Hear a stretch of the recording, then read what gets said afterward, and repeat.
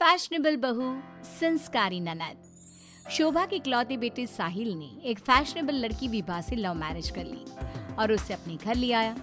उसकी माँ ने दोनों को देखा तो बोलने लगी, अरे साहिल, ये किस नाटक वाली को ले आया तू? और इसने ये इतने छोटे कपड़े क्यों पहन रखे हैं?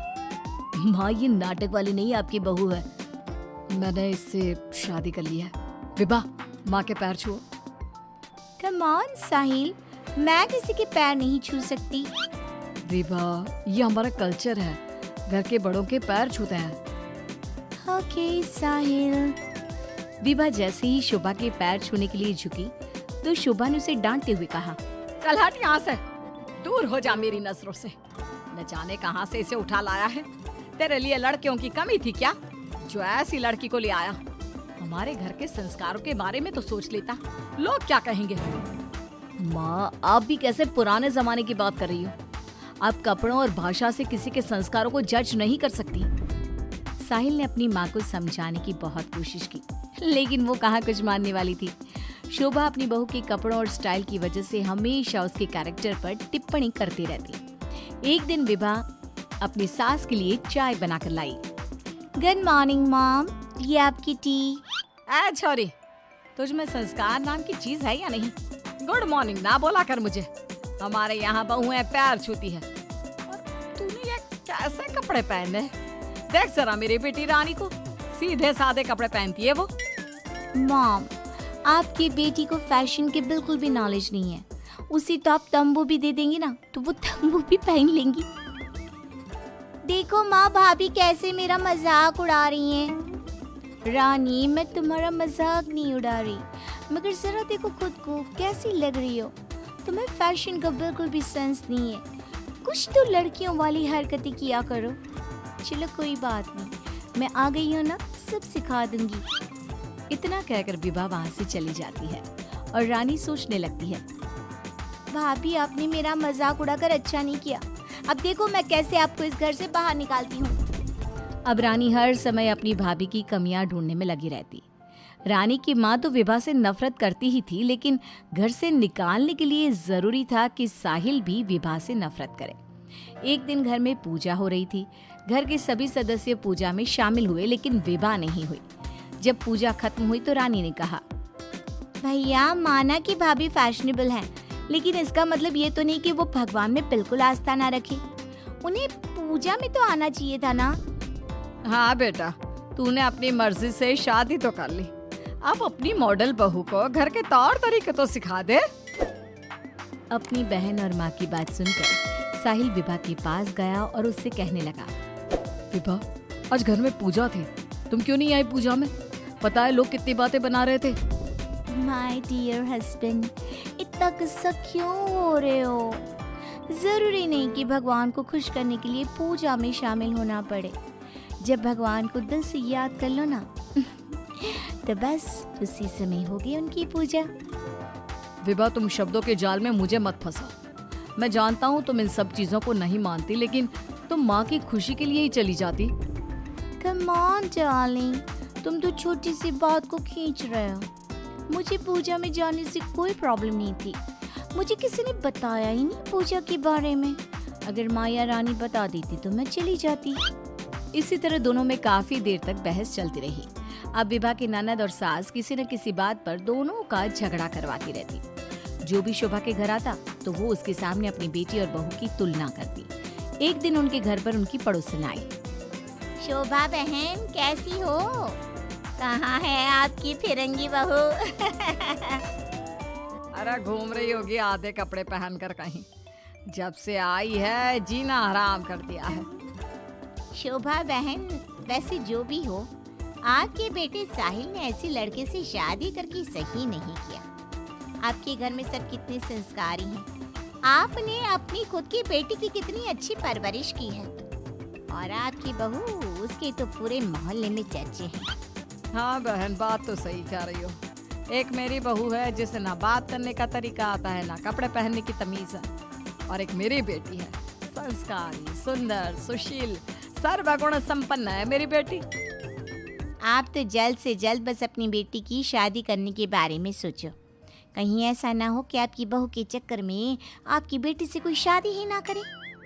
पड़ोसन की बात शोभा के दिमाग में बैठ जाती है और वो रानी के लिए रिश्ता ढूंढना शुरू कर देती है। एक दिन शोभा की तबीयत अचानक खराब हो जाती है। माँ, क्या हो गया है आपको? आप दिन भर अपने कमरे में लेटी क्यों रहती हो? अरे पता नहीं बेटी क्या हो गया है, कई दिन हो गए बुखार आ रहा है।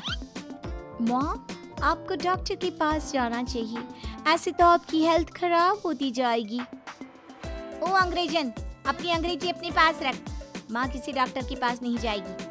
मैं अभी माँ को काढ़ा बना कर देती हूँ, माँ बिल्कुल ठीक हो जाएंगी। लेकिन रानी, डॉक्टर ब्लड टेस्ट करके बता देगा कि मॉम का फीवर क्यों नहीं उतर रहा। इसी तरह कई दिन हो गए। शोभा का बुखार उतरने का नाम नहीं ले रहा था और रानी उन्हें डॉक्टर के पास जाने नहीं दे रही थी। एक दिन विभा रानी को बिना बताए शोभा को डॉक्टर के पास ले गई। शोभा को 4-5 दिन हॉस्पिटल में रहना पड़ा।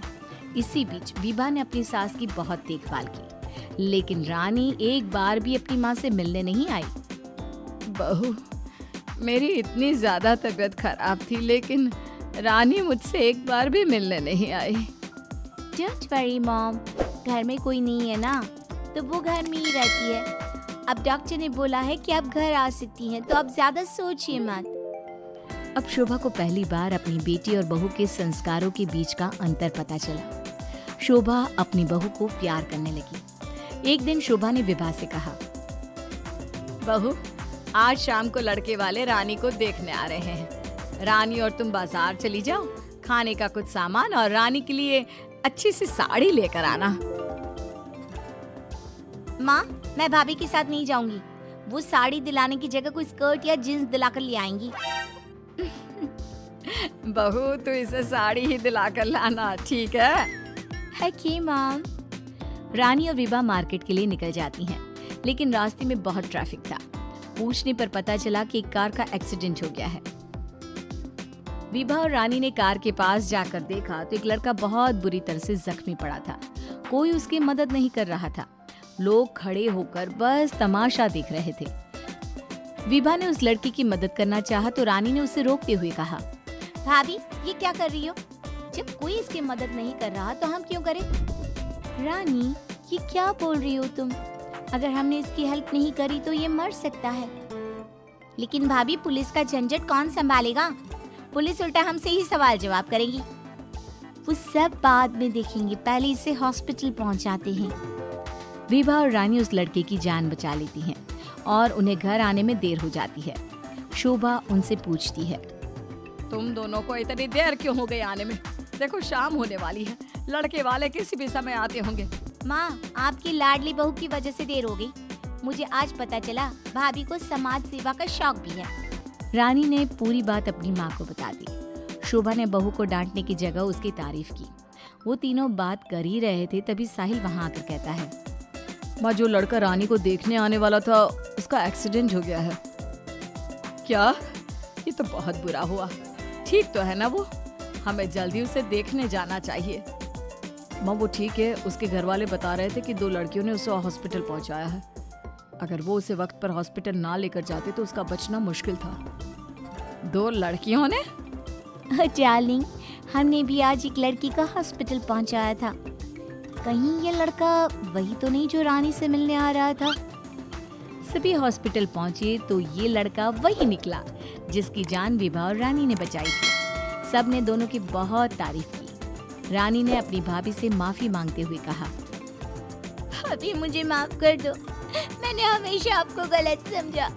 अगर आप ना होती तो मैं कभी भी किसी अनजान आदमी की मदद ना करती। Don't cry dear, हमें अच्छे काम करते रहने चाहिए।